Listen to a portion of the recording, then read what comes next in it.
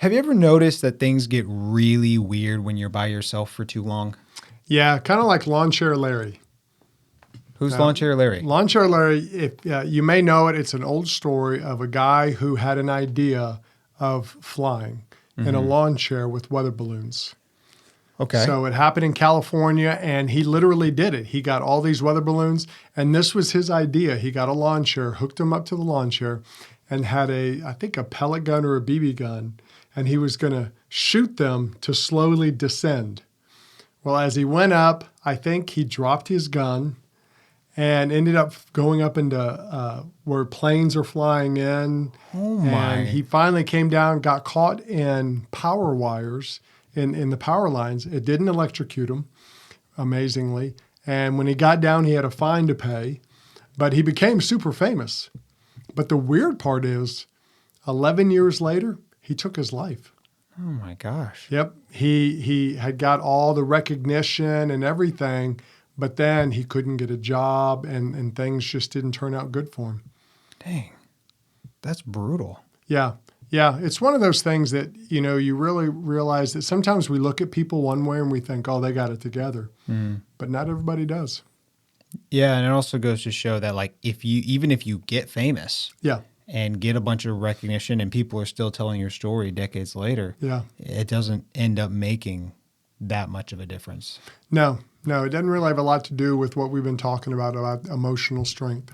Yeah, and the point of today, and as you guys are going to see, emotional strength is a team sport. It's not an individual thing. And we're going to discuss why on the show today.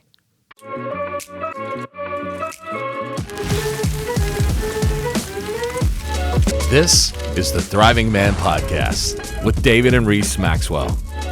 These weekly shows are designed to help you remove the confusion from your life and make real progress with your growth. No matter where you are or where you're going, we're here to help you live a life you can be proud of.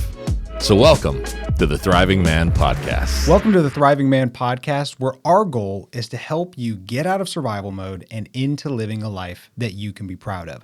I'm Reese. And I'm David. And he's my dad. And today we're discussing why emotional strength is a team sport. Mm-hmm. Here's the truth. You can't just will your way into emotional strength. Yeah. I think a lot of guys, we want to do it on our own. We're like, oh yeah, I got this. Yeah. But it just doesn't work emotionally. Well, it's like sometimes we look at it in a weird way because physically, sometimes you do that. Physically, sometimes you can just, all right, I'm going to muscle through. I'm going to climb the hill. I'm going to run the mile. I'm going to lift this weight or whatever. And sometimes if we just kind of suck it up and do it, we can get some things done physically. It's what men are good at. Right. That's true. But emotionally, it's very different. It's not the same. Yeah. With physical, it's possible. I mean, it's not easy. Yeah. I think a lot of people will start out excited and then fizzle out and then quit. Yeah. But it is possible. So people have done it. With emotional, it's pretty much impossible. Yeah. Yeah. If you try to do it on your own, it's just hard. Yeah. We weren't created to be by ourselves all the time. And that's why, we saw it during COVID. So many people were by themselves, and then rates of depression went up, and all these other people just got really kind of weirded out during it. Yeah, and I think we all have a vague sense that we do need people, but let's, in this podcast, kind of get into the specifics. Yeah. What do you think is one reason why we, as men, need other people for emotional strength? Well, when you get around a group of people, it kind of multiplies the power that you have available in your life. Yeah. It's not just you having to rely on yourself. Okay. If you've ever been around someone who sometimes you're kind of down and then they encourage you and you feel up. Yeah. And I think that's something that we just kind of see it, but we don't really think that much about it. But we all need that. Yeah. Yeah. And when you're by yourself, really, you're only as strong as your weakest day. Yeah. Yeah. Because ultimately, if you aren't having a good day and there's nobody else there, that you're just kind of done. You can easily make compromises. I'll put it like that. When I first went into recovery, they talked about that you don't prepare for the good days. You prepare for the days where you don't feel like being good. Yeah. Because the truth is, your willpower can only last so long. Right. No matter how strong you are, every one of us has those moments where we just don't care, we're weak, whatever. And sometimes we need that person to come alongside and just say, hey, I think you can do this, or let me help you. Yeah. Well, I'll give you a great example. Me and ice cream. If I have a good thing of ice cream at the house, now if it's trash ice cream, I'm not going to be that tempted. No. But if it's like a good Bluebell or something like that, or I don't know any other really good brands besides Bluebell, maybe Ben and Jerry's, Bluebell or Ben and Jerry's in the fridge. I'm only going to last so long. I may be able to fight it for a day or for a week, but it's not going to be forever. Yeah, it's true. One time I made these caramel shortbread desserts, and they were really good. And I made it for an event we did, and a bunch of people ate them, but there was a bunch left over. And I mean, for the next few days, they called to me, and I ate I ended up throwing a bunch of them away. Yeah. Because I just kept eating them. Yeah. Every meal. I'll just have one. Yeah. And then, just a little snack. Yeah. And by the end of that, I'd eaten 6 or 7 of them by the end of the day. And I'm like, okay, I can't do this. This is super nerdy, but it made me think of in Lord of the Rings where Denethor is standing on top of the funeral pyre. Yeah. And he says, you may triumph on the field of battle for a day, but against the power that has risen in the east, there can be no victory. Yep. And then he throws down the fire. That's ice cream for me. Yeah. I can't fight the ice cream. Well, and we do that with everything. I mean, you'll see guys physically, I'm going to get in shape. And then work out. For 2 weeks, they're on it. They're sticking to their diet. They're doing the workout. But 2 to 3 weeks later, they miss one day or they miss one thing. And then it's usually just a crash down. A lot of times when you try to do it by yourself all the time, it's just not good. It's not going to help you. Yeah, and when we're by ourselves, we get inside our own head sometimes. We do. So like on one realm, your willpower is limited. On another realm, your brain can sometimes just veer off into weird land. Like I can't tell you how many times I've been thinking through something and I talk with somebody about it and they're like, well, really, you could just do that. Yeah. Or, well, really, it's more just like this. And you're like, oh, yeah. And it turns out you were walking in a circle without even knowing it. And the person's like, why are you walking in a circle mentally? And you're like, I guess I should stop. Well, when I first started into business, it was funny because I came out of doing ministry for so long.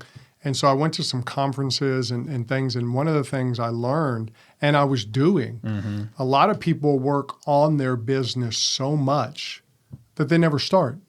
They keep waiting. It's got to be perfect. Yeah. I've got to have everything perfect. And there's this tendency in us to do that with everything in our life. Yeah. And one of the biggest things they say is just get started. Yep. Even if it's not perfect, just get started. And so I went ahead and started the podcast, started doing all this stuff when the quality wasn't as good and all this, but it gets you to the next one. Yeah.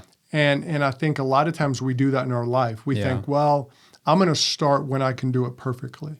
When I can really do it perfectly, then I'll start. But until then, I'm going to do nothing. Yeah. And we do that with a lot of our lives. And a lot of that's our emotions because we're fearful or we've gotten in our own head and we're just overthinking it all the time. Yeah. I remember I was watching an interview of John Maxwell, who's literally written like 70 books. And people asked him, they were like, hey, man, I'm thinking about writing this book. How do you write a book? What's the best way to do it? And he says nobody likes his answer because his answer is just start. Just start writing. Yeah. If you don't start writing, you're never going to start writing. Yeah. And they don't like that because for them, they do want it to be perfect. But sometimes we need that outward voice that's like, hey, you've been contemplating this, go for it. Yeah. Or maybe you're starting something and they're like, hey, maybe you shouldn't, maybe you shouldn't do that. It's good to have that outside voice to bring you outside of yourself. Yeah. And they help you kind of see things like you may think I'm going to go on, whatever talent show is the latest talent show and sing. Yeah. And you may think you're the greatest singer in the world. Maybe mom told you you're the greatest singer in the world. Only because she loved you. But yeah, she's listening with love. And you need those people who are like, maybe that's not a good thing. Or you may be a great singer, but you're scared of singing. And they're the ones who push you. Yeah. And you want both sides of those friends. Yeah. You want them to do that because for a lot of people, they just kind of hold back because they're always shooting for perfection or they're just overthinking. Yeah, that makes me think of, I used to play tennis back in high school. And tennis, which I've heard is kind of like golf in this way, it is a very mental game. Yeah. Like it's just you. So Yeah. if you're having a bad day, the score shows it pretty brutally. Yeah. And so if you miss a point that you should have gotten, or you hit a shot straight into the net when you know you could have easily hit it over and had a winning shot, and it just goes straight in the net. Yeah. One of the hardest parts is to get out of that zone Yeah. and get your head out of that past mistake, which is where the coach comes in. He Yeah. comes in and is like, hey, man, that was the last point, blah, blah, blah, blah. Or you have a teammate to encourage you. That's kind of how it is in life, too. Sometimes we make a mistake that, man, I shouldn't have done that. Yeah. And then you can get wrapped up in it if Yeah. you're by yourself. Well, and a lot of times if you watch pregame basketball, football, you'll see them doing the talk. And one of the things they always talk about is, hey, let's just relax and go have fun. We've done the prep, we've done all these things.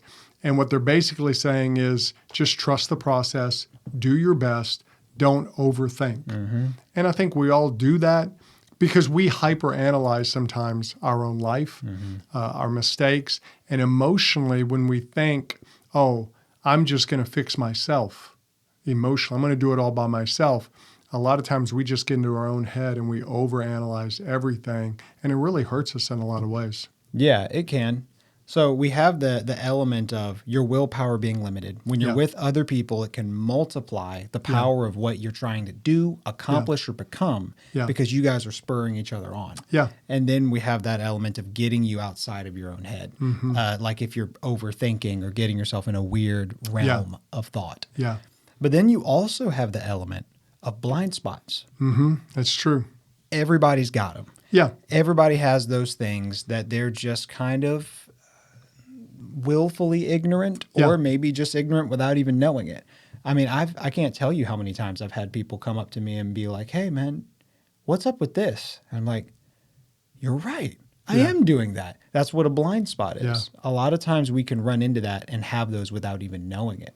Well, and to me, it's funny. I've had people do impressions of me over the years. And when they do the impression, you realize I do that. Yep. They'll get the verbal tick that you do or things, and you never eat because you always do it. Yep. But when you see someone else doing it, you're like, I do that. I say things that way. So it's hilarious the way I've had people make fun of me that way, and it makes me laugh. Oh yeah. But it's so true because I'm yeah. I do all of that. We did something one time at our offices at church where we did bingo. And if somebody said one of the phrases that we had put on their board, we got to mark it and get bingo. And so like one of mine is I listen to podcasts a lot. I listen to a ton of podcasts. And so like I heard a podcast about that was on the board. And so like and I never thought about it. I just, I actually heard something about that the other day. But I didn't know how much I did it to where it's like my thing with everybody. Yeah, and it's one of those things, when you have a blind spot, you need those people to kind of help you see it sometimes, especially if it's hurting you.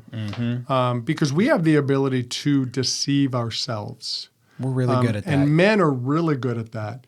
Men are the ones who could be walking around and saying, hey, I'm wearing the same pants I wore since, college. But what they're not saying is their waist has slowly gone down like 10 inches. So they're wearing the same pants. They're just way lower than they used to be. Got the muffin top going on. Yeah, they got the big muffin top. Overhang. And in their mind, I'm wearing the same pants. I don't look the same in them because they've kind of deceived themselves.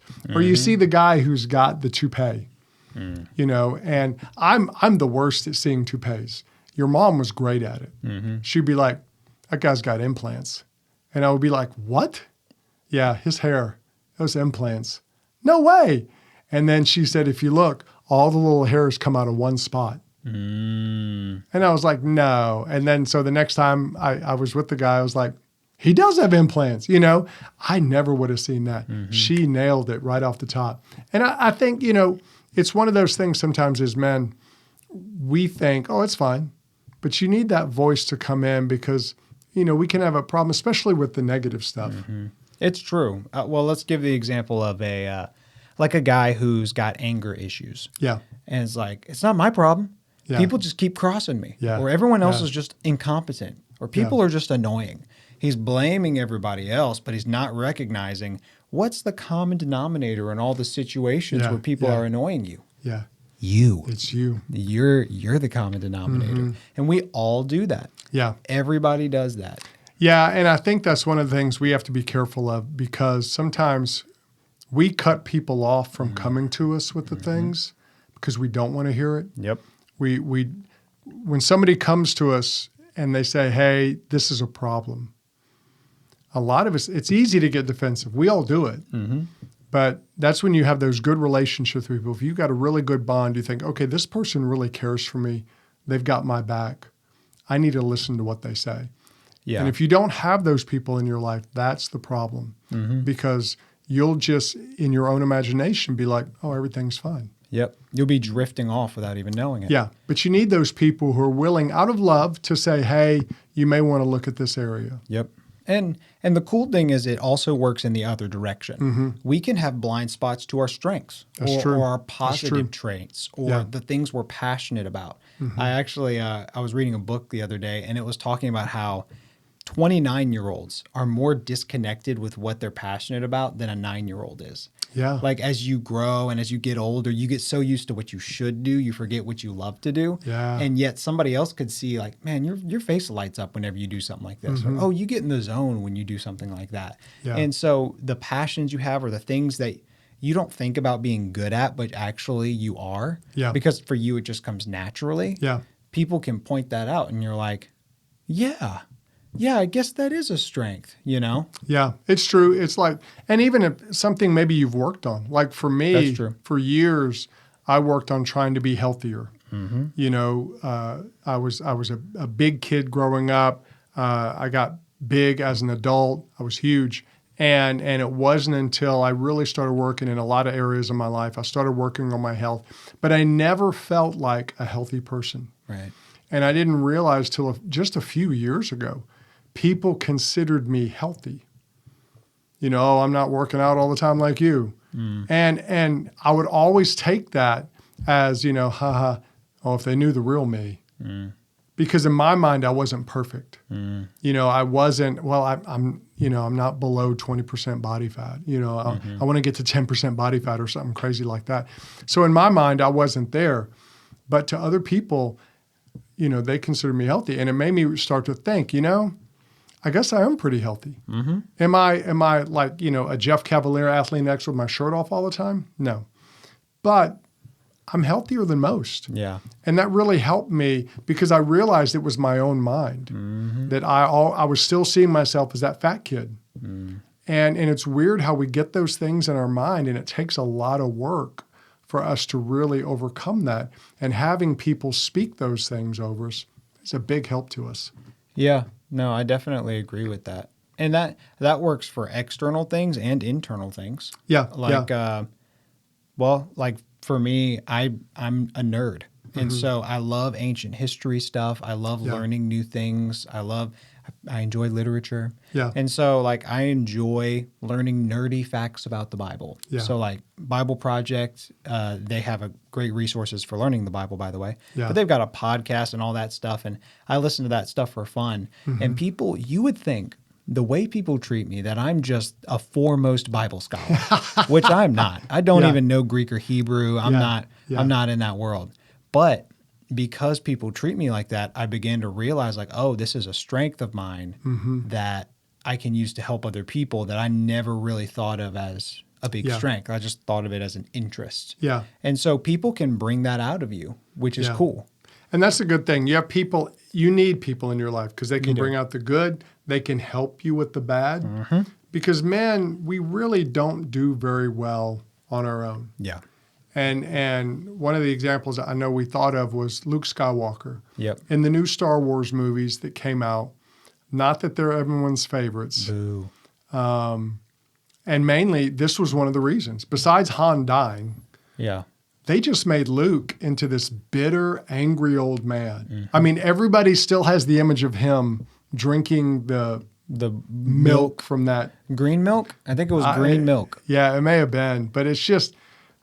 and that's what I think hurts everybody more is here's my hero. Destroyed his legacy. Just ruined. Yeah. But why? Well, he went to that island. He was by himself all the time. just thinking over failures and mistakes. And I think that's something any man can do. We isolate ourselves and we put it on replay in our mind. You failed, you messed up, you failed, you messed up. And we kind of beat ourselves up. So we need friends in our life to say, hey, it's not that bad. Stop. Or just, yeah, hey, you did mess up. But today's a new day. Yeah. You need to get up and get moving. Yeah. And I think too often when we isolate ourselves emotionally, we're putting ourselves into that place to become that bitter old Luke Skywalker. Yeah. Yeah. And that's an easy way to drift if we don't have people around us. Yeah. And that's why we're challenging you guys. Get around good men. Not just being around people. Yeah. Because sometimes we're like, oh, yeah, I can just be around people and I'm fine. Yeah. But you got to get around the right people. Yeah. For example, you're going to find quality people at a church, probably not at a strip club. Yeah. You know, if you're like, oh, I can just go to the bar and meet some people that are fun. Yeah. Yeah. That's not what we're talking about. Yeah. You know, it's great to have fun with people, but there's a lot more to good quality relationships than just having fun. Yeah, and it's one of those things. A lot of times you can find those guys in different avenues, different ways. And it's really that thing of just find people you connect with. Yeah. And people who maybe challenge you to be better. Yes. When you get around them, you're like, okay, I want to be a better person. Yep. If they're making you want to be worse, probably not the best people for you to be around. If after you hang out with a group, if you kind of regret it, that's not a good sign. Yeah. But if you feel like, I want to be better, those are good guys to hang around. Oh yeah, I mean, there's a scripture that says iron sharpens iron, right? As iron sharpens iron, so one person sharpens another. Yeah. And it is so true. Yeah. You can get around people and they make you better, even if they're not calling you out or having a deep conversation. Sometimes just seeing another person try. Yeah, that's a good point. Just seeing another person trying to do it right, or another person that actually cares about their family, or another person that actually prioritizes their faith. Just knowing they exist is so much more helpful than, well, I'm trying to do this on my own. Hopefully I can just willpower my way through. Well, it's like all the 12-step programs. One of the things that empowers the people who go to that is they get around other people who are trying to do the same thing. Mm-hmm. And I think that's what we want to do. And for you guys out there, what you want to do is think through some questions. Mm-hmm. When you think about your friends or getting some friends, think through some questions. We got a couple for you to kind of ask to kind of make it kind of happen. Give them the first question. The first question is, does hanging around these people make me want to be better or worse? And it's pretty easy to answer. Yeah. We're not trying to do rocket science here. No. This is just simple reflection. We ask you to do that a lot on this podcast because a lot of us as guys just don't reflect. We're just going through life. We're just in that survival mode. Yeah, we're busy. And one of the biggest things to get you out of survival mode is to pause and ask yourself hard questions. And this is one of them. Do these people that I'm hanging around, whether they're coworkers or whether they're people in your church community or on a volunteer basis, whoever they are, do they make me want to be better, or do they shame me for trying to be better? Yeah. Do they make me better or worse? I think that's good. And the other one is, does hanging out with these people make me want to live out my values or follow my base appetites? We get around guys who encourage us to be men of honor, to do the right thing. We also can get around guys who tell us, hey, have another drink. Hey, no one will know. Go out with this woman, even though she's not your wife. That pressure can be on men in all sides.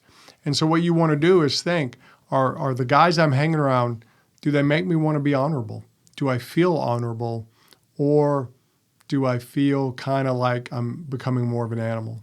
Just whatever my appetite says I'm going to do.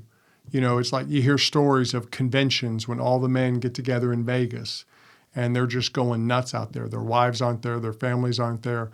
That's not good, because what's happening is those men are encouraging you in your base appetites. And eventually that's going to catch up everywhere in your life. Yeah. Well, let's give a practical example. One of the most common base appetites for guys is sexual stuff. Yeah. You can be, let's say one of your values, which it should be, is to have a healthy marriage. Yeah.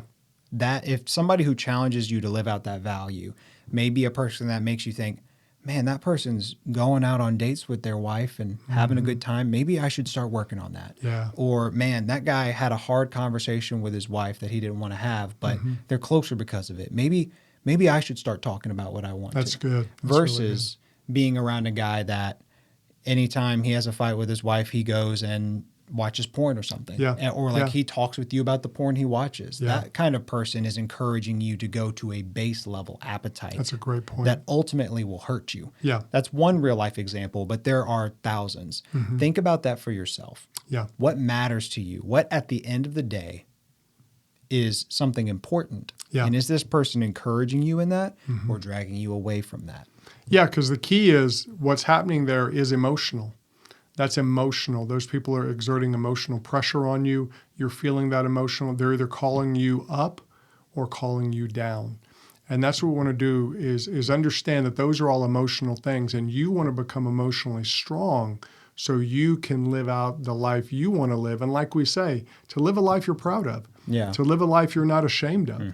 And not that we don't all make mistakes, we do. But when you get that inside strength, you live from the inside out. And then you can live that life you're proud of the whole time. Yes. A good way to think about it. The people that you are around will influence you and you will influence them.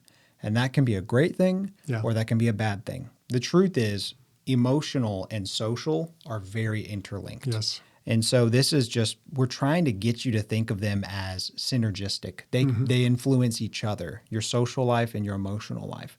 And so if one of the best things you can do for your emotional life is to develop a good, healthy, values-based social life. Yeah. And so that's our challenge for you today. And so think of those two questions, spend some time reflecting on that.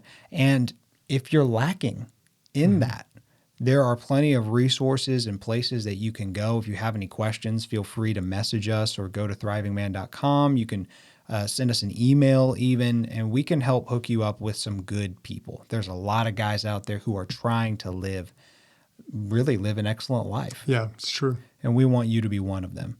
If you want to grow in your emotional life very quickly, and really with a lot of intentionality, we also have our emotional course. That emotional success course is on our website. You can check that out. But we would encourage you, invest in yourself, invest in your life, because that's going to yield benefits for every other area of your life. Yeah, that's how you go from survival mode to living a life you can be proud of. And everyone in your world will thank you for it. Yeah. So keep on investing in yourself, keep on growing, and we will see you in the next episode. Thanks for listening to the Thriving Man Podcast. If you want to check out more resources from David and Reese, you can go to thrivingman.com. We'll see you in the next episode.